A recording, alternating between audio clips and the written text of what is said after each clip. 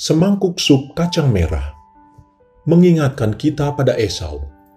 Saat kembali dari padang sehabis berburu, Esau kelelahan dan lapar. Saat itu hawa nafsunya dan logikanya tidak terkendali. Mencium bau harum sup kacang merah yang dimasak Yakub, ia sangat menginginkannya. Kejadian 25 ayat 30 sampai yang ke-31. Kata Esau kepada Yakub, "Berikanlah kiranya aku menghirup sedikit dari yang merah-merah itu, karena aku lelah." Itulah sebabnya namanya disebutkan Edom. Tetapi kata Yakub, "Juallah dahulu kepadaku hak kesulunganmu." Tapi Yakub juga menginginkan sesuatu dari Esau, yaitu hak kesulungannya sebagai timbal baliknya. 1 Tawarikh 5 ayat yang pertama. Anak-anak Ruben, anak sulung Israel, dialah anak sulung.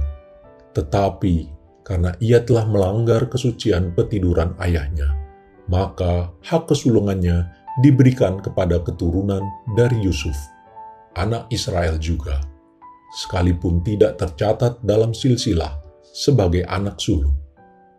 Esau dan Ruben sama-sama kehilangan hak kesulungan. Esau dengan ringan menjual hak kesulungan. Ruben berbuat dosa dengan berzinah dengan Bilha, gundik Yakub ayahnya, sehingga dia tidak layak menerima hak kesulungan. Ketika mata hati kita tertutup oleh hawa nafsu, maka dengan mudahnya kita akan gadaikan keselamatan kita. Roma 8 ayat 23. Dan bukan hanya mereka saja, tetapi kita yang telah menerima karunia sulung roh, kita juga mengeluh dalam hati kita sambil menantikan pengangkatan sebagai anak, yaitu pembebasan tubuh kita.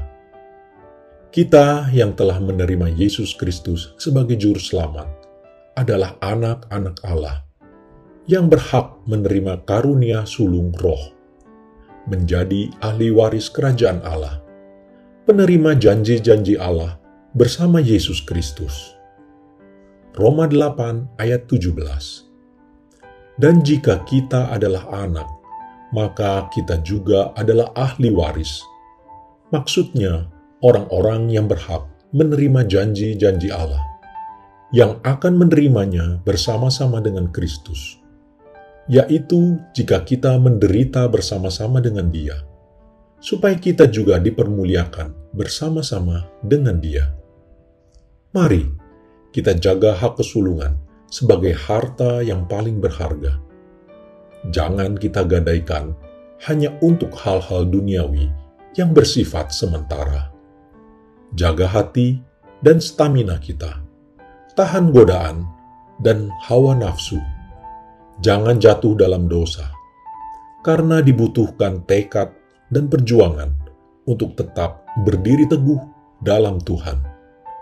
Pandang terus salib Kristus sepanjang jalan hidup kita, sampai akhirnya kita menerima semua warisan kerajaan Allah. Amin. Tuhan Yesus memberkati.